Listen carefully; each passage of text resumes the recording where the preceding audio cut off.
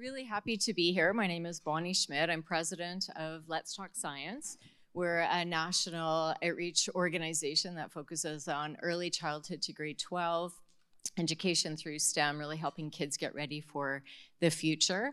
I am delighted to be here, and I do want to just do a shout out to the Perimeter Institute for hosting and sponsoring today's session, so thanks so much for this. And I want to do a shout out to Mona Niemer yesterday in her session, who inadvertently set us up beautifully.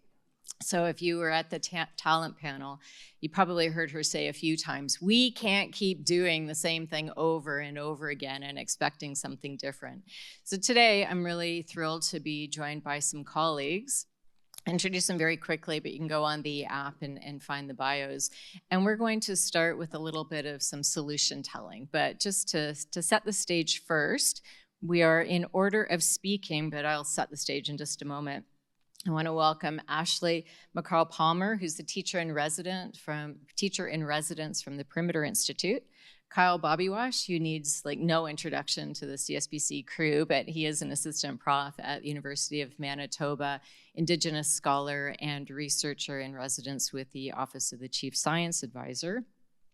Frédéric Thibault-Chabot, who's the VP Academic and Research for Collège La Cité. We felt it was really important to have a college voice here, and notice that there was not a lot of college people in the audience yesterday.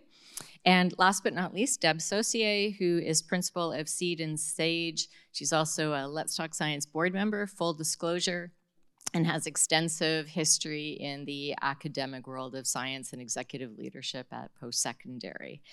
We wanted to really kick off today with some provocative thinking about how do we actually leverage change? How do we build talent starting young? How do we build a culture of trust in science? How do we think about getting an entire generation who's really ready to embrace change? And that's a theme that came up a lot yesterday, but often we're just talking about adults. Why do not more people want to become graduate students? And yet we want to really talk about what's happening earlier in the stage. So let's see very quickly. Oh, there we go. This is the problem. So Let's Talk Science works with ministries of education every year to gather information on who's participating in the optional science credits. These are the traditional courses that are usually looked at by the universities in admitting students to their post-secondary classrooms. Not going to go through all the numbers, but I do want to just point out that about 2 years ago was the data, 16% took physics. Required for entry into most engineering programs, that means 5 out of 6 kids are not actually eligible to apply for engineering. We've also seen this a lot, looking at PISA. I'm assuming you know PISA is the international test for reading, numeracy, and science. It's done by the OECD. If you haven't, grab your phone and Google it quickly. We see a lot of media coverage when the science test is covered every 3 years or so. And these are the Canadian student results. So we get a lot of media coverage about our kids are not doing well, they're sliding, they're declining. These are the global results. So there's something going on that's much bigger than in Canada. There's a decline in the test scores right across the board. About 5 years ago, the OECD realized that things needed to change. So the PISA test takes a look at what kids who are 15 years old should know and do by the time that they graduate. The test, the science test, hadn't changed since it started 20 years ago. And they realized that things were really different for young people in the world. So in 2019-20, they had a working group, an international working group. I was really honored to be the Canadian delegate to that group. And we spent time doing polls around the world and making recommendations to the OECD about how the science test should change. These are a few of the topics that came forward. But the big test is, did they actually listen? And in May of this last year, the science test was administered around the world in about 80 countries. Again, 15-year-olds, so it's typically grade 10, right at the point in time when science can then be dropped quickly. This is how the framework has changed. We won't have results for about a year, but it's really quite interesting, especially based on the conversations yesterday. A couple of elements. First of all, there's a real shift towards science literacy and the importance of science identity over science knowledge. This idea that young people need to have a sense of belonging in science, and PISA is going to try to test for it. The recognition that most students don't actually become researchers, and it's more important for them to be able to assess the design of the investigations versus trying to actually design the investigation themselves. And there's an entirely new competency that was added around research, evaluate, and use scientific information for decision-making and action. These are the things that we were talking about yesterday. So 5 years ago, the OECD was recognizing that things needed to change. And what's particularly interesting, to set the stage for today as well, is that there was a new focus on education for sustainability and environmental education. So that is not a separate test, is now being incorporated as a core element of what the PISA test is expecting people to be able to know and do by the time they leave high school, or at least at the age of 15. So setting the stage for today's conversation, we didn't want to come at it from saying, oh no, things aren't changing. What are we going to do? Let's do the same old, we'll do more, and we'll see if we can do better. But we thought it was an opportunity to bring together a panel that's representing formal education at the different levels for a very quick conversation. We've only got another half hour or so to really think about, how do we leverage PISA? How do we actually leverage this global change, which is a bellwether for curriculum change, and be the change? Like, what is our role in this particular community? We're going to each talk for about 5 minutes. We'll have a bit of discussion. Around the time that the discussion comes up, we've got some Slido questions. So get your phones ready. Again, we have to be off the stage sharp at 8:25. Not sure if we'll get to audience questions, but we shall see. We're going to just go along the row and start with Ashley. Awesome. Good morning, everyone. I'm Ashley.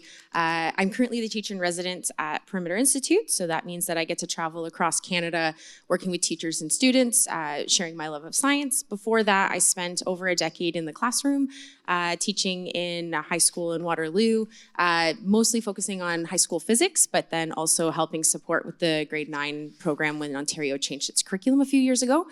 I know people sometimes are tired of hearing about the pandemic, but to be honest with you, the pandemic really shifted education. And when you combine the pandemic, shifting plus the added technology, when we came back out of the pandemic to full-time teaching at the high school level, we recognized we couldn't teach the same. It was not the same classroom that it was before. And what was really cool is that coming up through the 2010 decade, a couple of really interesting strategies were coming out of science. So for example, guided inquiry, you would see phenomena-based learning, which is this claims evidence reasoning framework. There's these thinking classrooms. And so teachers have really jumped onto these strategies, and a lot of them anchor in this small group collaborative learning. And so what's really neat about all these approaches is we're starting to really develop those scientific literacy skills. So students are working really hard at developing critical thinking, gathering data, looking at data. Does it make sense? Getting that gut intuition set, which is really important when we talk about how do we invest in our future and how do we get Canada forward as like a STEM literate community and be able to handle the challenges facing us today. We're doing a lot of that work at the high school level, and there's a lot of change happening at the high school level, which is really, really powerful and exciting. And I guess for me, I kind of feel and wanted to touch on two tensions. One is that in high school, a lot of our pressures, especially at the grade 11 and 12 level, is to prep them for university or colleges. And there's a lot of tension there because when I'm doing all these really great small group, interactive, community-based learning connections, relationships, that kind of stuff, it's really great from a societal standpoint, but that doesn't necessarily set you up for success in a room of 500 kids in Chem 101 at the university level. And so there's a tension there in high school between how do I help set up kids successful for future versus successful for university, because those are two hats that we have to wear right now.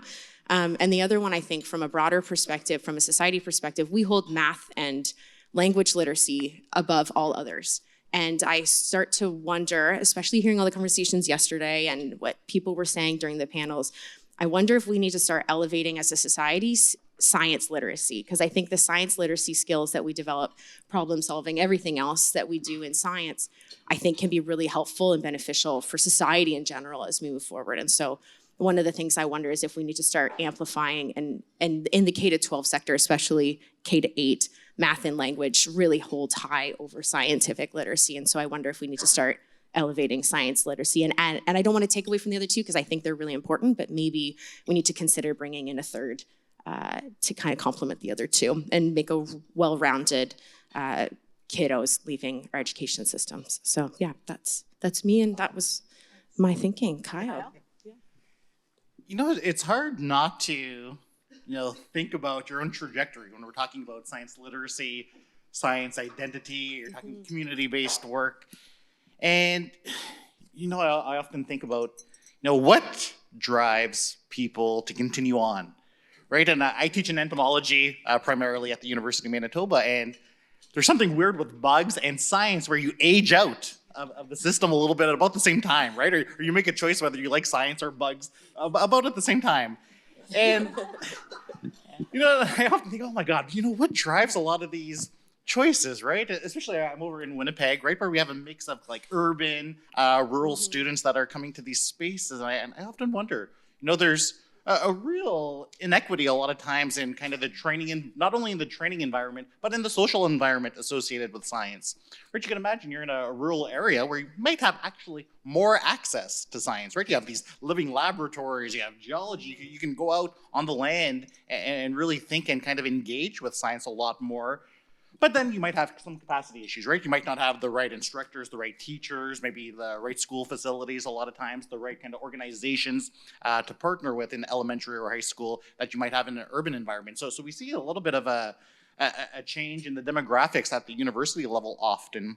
And, this gets me thinking to some extent, right? So there's these elements that are kind of in the science infrastructure that are really important, but there's also those social elements, right? I come from a small town where I've never met a scientist. I never met a researcher in my little old town on the North Shore of Lake Huron. So again, I had some, I was fairly adept at science. So just become a doctor. Go to University of Ottawa, do biomedical science, and you'll be happy. And I hated it, right? Because in my mind, that wasn't very much a science. You're almost like a mechanic for humans, right? And you kind of lose some of these concepts that are really important. And it brings me back a little bit to thinking about what still kept me going. And I remember it was just I don't remember if it was me or one of my cousins or siblings, but somebody just shoot a bug off a table. And I remember my mère saying, well, don't do that. They have a right to be here. Right? And we thought, okay, you listen to what your grandma says anyhow, right? No matter what. But it was just this concept that, there's this partnership that we have with other organisms, right? And and she went on, she talked about, I think it was a ladybug of some sort. It was this partnership. So when we're thinking about something like science literacy, science identity, it's thinking about how to some extent apply all this science knowledge, apply all this kind of technical knowledge in ways that, serve some societal purpose, right? And then maybe in my mère's mind right there, that societal purpose there was to drive science to actually think about this idea of coexistence, right? Driving some larger idea through just this little ethic of not shooing away bugs that are not harming you, and thinking about how do we drive science, how do we drive technology, how do we drive kind of the enterprise of government, of society to build science capacity, science literacy that just doesn't inform tech development and things like that, but it actually drives some values that are really important to us, right? Whether we're looking at regulatory science or how we do science, I think a lot of the values that we have deep down inside of us can be expressed through how we go about doing science and how we responsibly develop the future for our science. So again, thinking of things like land-based education or experiential learning that we have in universities, it's not necessarily just about providing those technical skills and experiences for people, but it's also about kind of building a little bit of a land ethic or a science ethic, a human ethic associated with who we are and how we relate to the greater world. So I think that's something highlighted in the P's of this identity. Science literacy is a lot more deep than just kind of knowing kind of this realm of science, but it's making sure that we're connecting science to who we are as humans. So Collège La Cité is a French college here in Ottawa. If you don't know, we tend to about 7,000 students that are French or bilingual. So that's our mission. And just wanted to tell you guys a little bit about colleges and the impact we have on science, on math, and on the whole STEM environment. We've changed a lot, the colleges, in the past 20 years. And why is it important? Why am I saying it? it's because most of the population, the influencers, the parents, probably you guys, and the high school students don't know and don't get exposed to the options, the college pathway. And we've done a lot in STEM. We're going to do even more because the college have always had the mission to answer the industry needs directly. Usually with shorter programs, 1, 2, 3 years, which is not always the case because the colleges have offered degrees here in Ontario, and growing number of applied degrees are offered by colleges. At La Cité, we offer 2 cybersecurity degrees. We offer the degree in nursing, and we offer the degree in biotechnology, and many applied degrees in engineering are offered by colleges in Ontario. And the problem is, students are not exposed to it. I think there's a direct link between colleges and what Bonnie was saying about PISA. When I look at your slides about PISA, to me, it speaks about competency-based approach. And colleges have always been very applied programs that are directly linked in a short span of time or a longer span of time through a 4-year degree, directly linked to building the competencies of the students to have a direct impact, hit the ground running, answering the needs of the industry. At La Cité, we took it a little step further. We switched completely to a model that's competency-based a few years ago. We did that. We changed all of our programs, which means at the first course, in every course within a program, the student is learning with authentic activities, growing in the level of complexity, of course, within the program. So that's important because when we say that students don't get interested enough in math and science, to me, that's the key. It's not about math and science. It's about knowing why do they need that? What purpose does it serve? What are they going to do with that? And that's competency-based. You have to tell them right from the start, it's not about learning maths because I tell you it's important in your career. It's showing them the career and then showing them they need that to get to that point, which really interests them. And I just want to tell you about a few obstacles the colleges are facing. First obstacle is a strong bias. A lot of people had, and it's probably, they don't do it on purpose, but the bias against college, thinking, well, college is for students who are not strong in school. Let's send them to college. And that's never been the case, but it's not the case anymore. We have highly complex programs, highly technological programs that we offer. Within the engineering world, at La Cité, we have many engineering technology programs, mechanical, civil, electronic. We have all of those. They're highly difficult. They're highly technical. Students need math and science basis to be successful in them. And the other bias is even worse, the bias about trades and apprenticeship as a general. We hear a lot more now, and we're getting better, but still, who do we send in apprenticeship? Students that don't like school. That's not the case. Even apprenticeship, to go in the construction world, to be a plumber, an electrician, great careers. Great careers, highly technological, diagnosis-based. They need science in order to do that. And they'll make a lot more money than a lot of us do if they go on that way. So that has changed a lot. And I think one of the keys is creating relationships. You were talking about that, between stronger relationships and a continuum between high school, college, university. Some of the things we do at La Cité, and that's just an example, but we need to do a whole lot more, is links between high school and college to create a continuum. For example, we develop workshops that we offer to teachers at high school to help them to teach science and math. So what they do is they call us for a workshop in STEM, for example, in cybersecurity, for example, and they say, we have aligned them with the curriculum in high school. So they invite some of our faculty to come within their class, in their curriculum, to have authentic activities based on what they're trying to teach. So instead of learning just about cold, hard math and science, we're doing it in authentic activities which are aligned with what students will eventually do in the industry if they go towards those types of career. So that gets them engaged. It gives them a sense of purpose. And I think that's one of the keys. There's many ways to do that, but I just love to, I wrote down, English is not my first language, so I wrote them down because I thought it was important to leave you guys with 4 things I think we should do as partners. And partners being college, university, government, everyone around the table. The first one I said is engage all high school students into math and science by giving it clear purpose. Students are not lazy.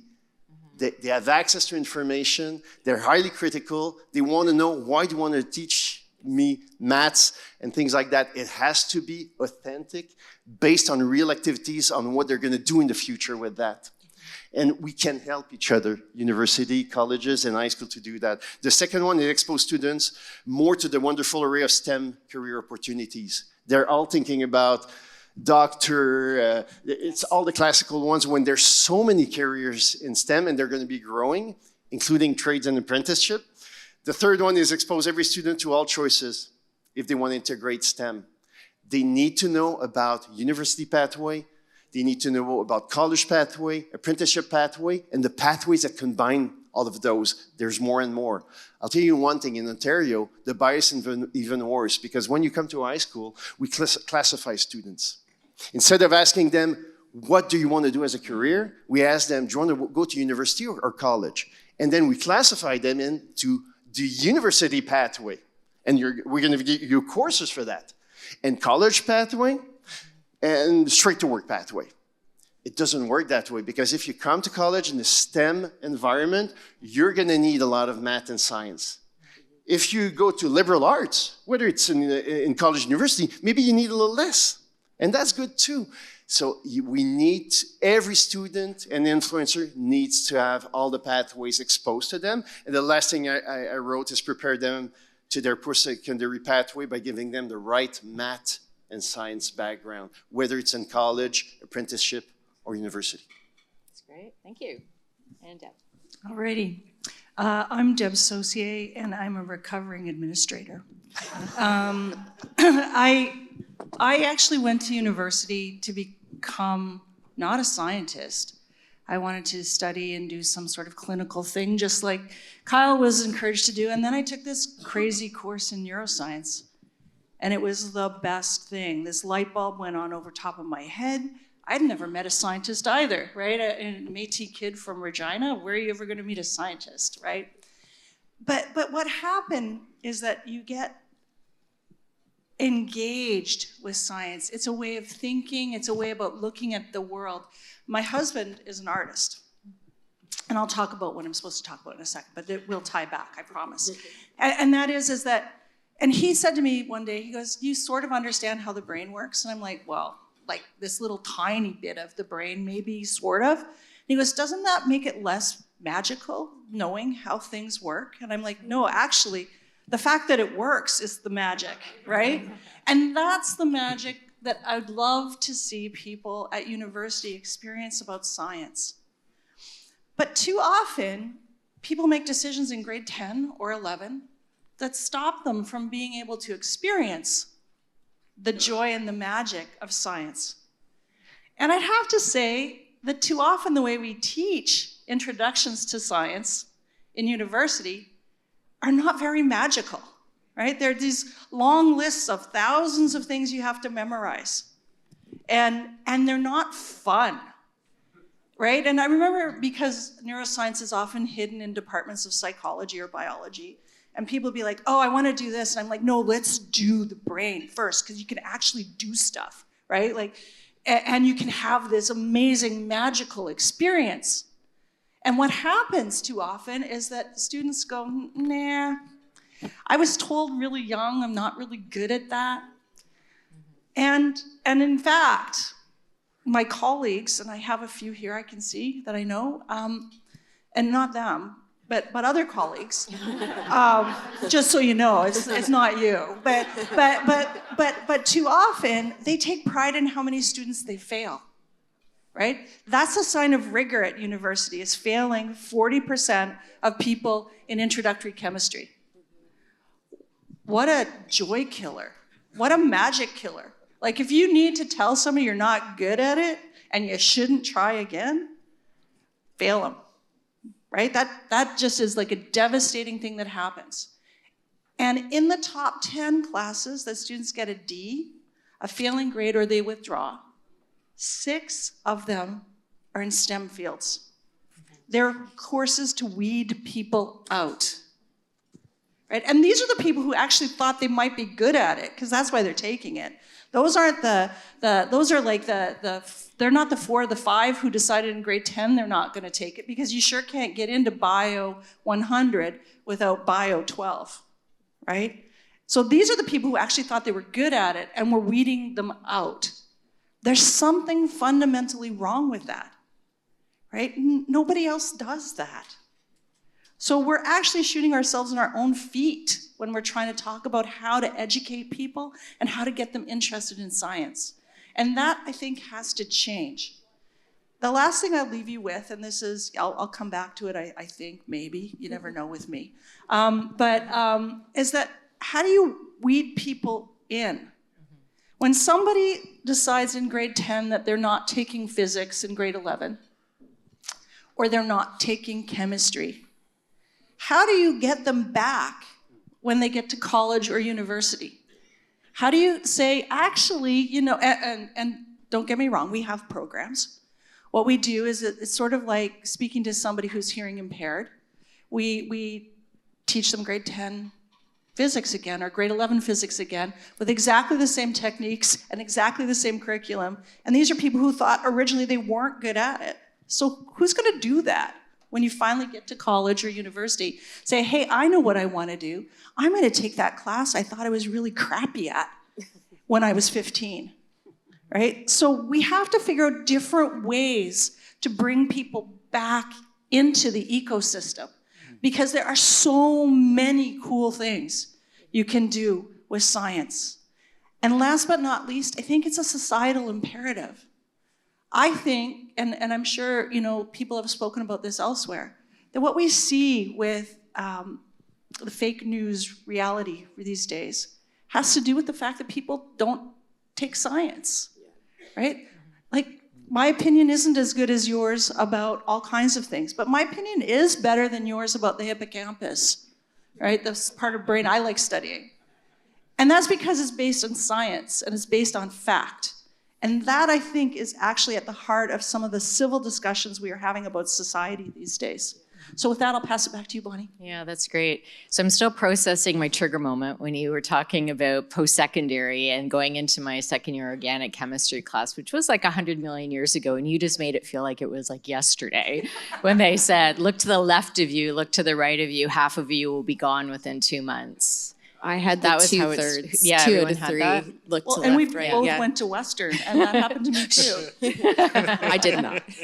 Anyways, well, we'll get back on track because we've only got 11 minutes as the countdown clock is going. I think, what a wonderful panel for getting everybody jazzed up early in the morning again. I really appreciate your wisdom and the way that you're bringing it.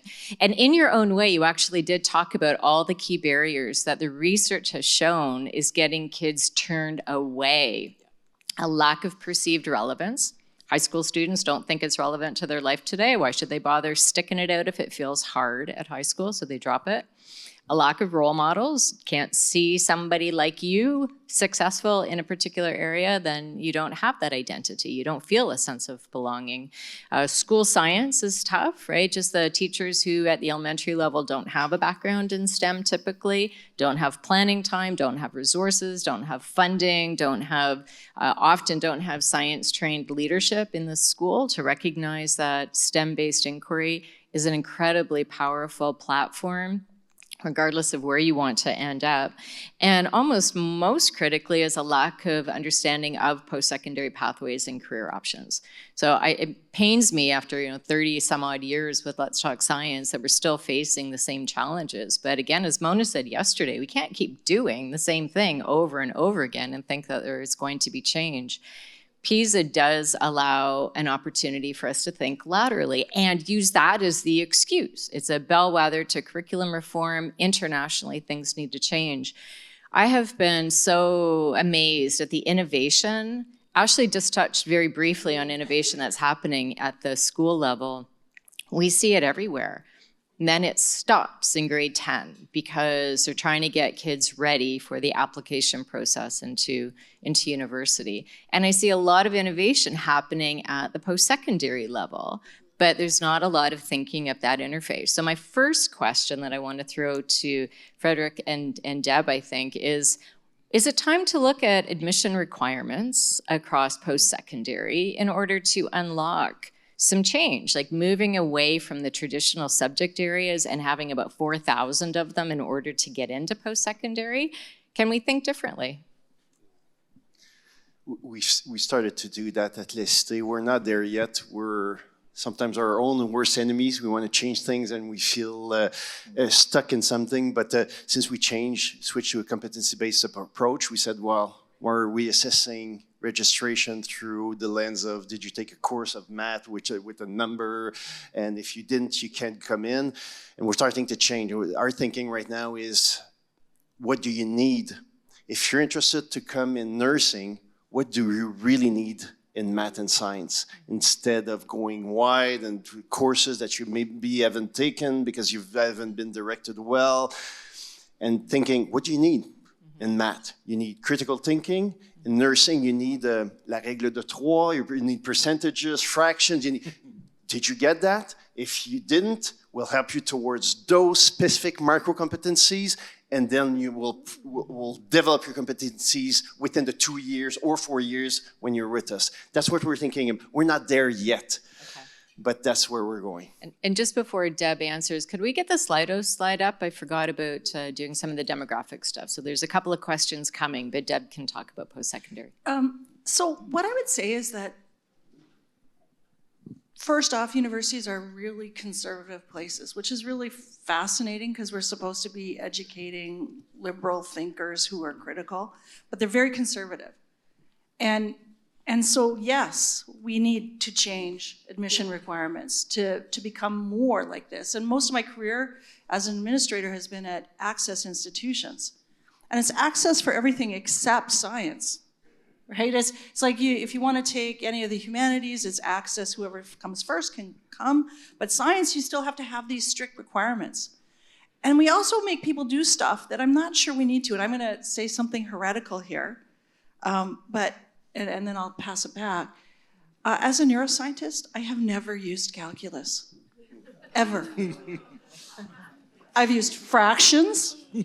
I know, right? I've used algebra. I teach statistics. So it's not like I don't use math. I just don't use calculus. And yet it was a critical part of my degree, which was almost as punishing as organic chemistry.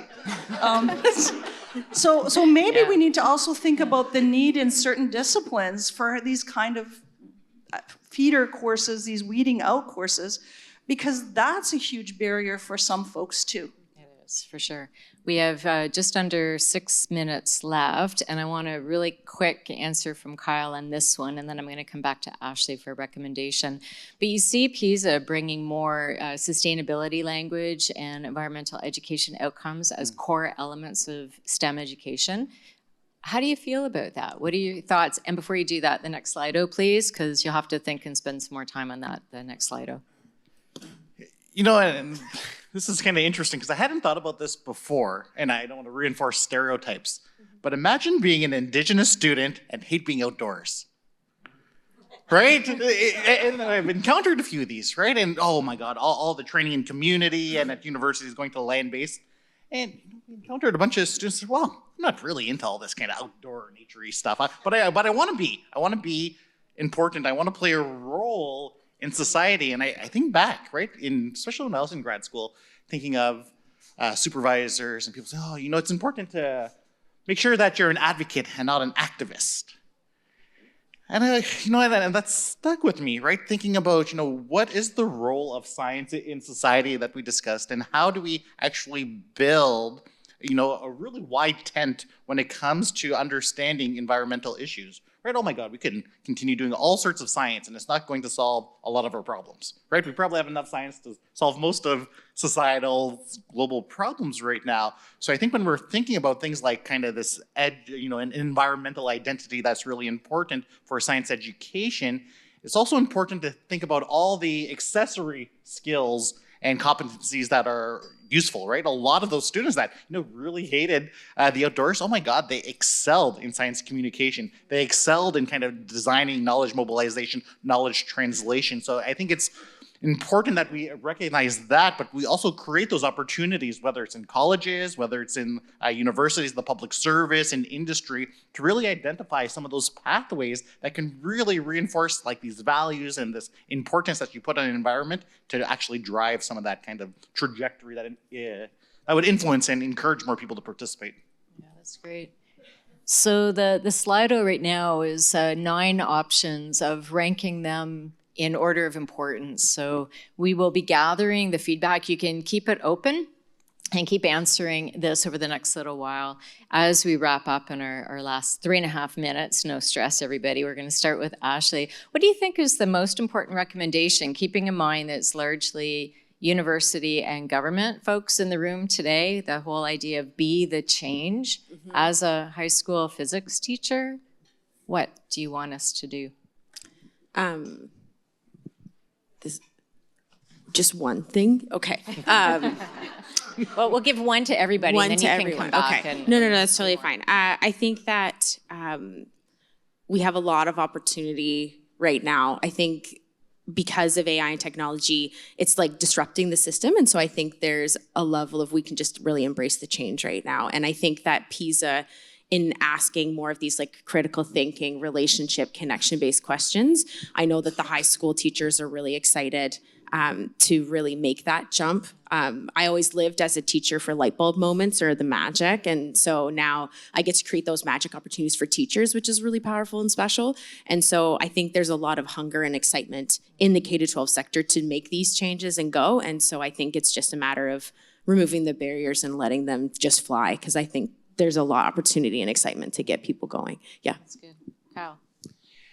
Actually, the idea with this, the importance of micro competencies, I don't think are only at the educational level, right? We're seeing a lot of micro credentialing happening at institutions that are really important. And for me, I think it's making sure that we're valorizing that in the right way, right? We're not just saying, oh, this person's like a half biologist because they only took this particular suite, but it's actually looking at that unique opportunity that micro credentials can create in providing a really important pillar or node in kind of that greater science ecosystem. So I think making sure that we're creating that space kind of at the upper levels in the employment market, but making sure that we're aligned well all the way from the K to 12 level right up to employment.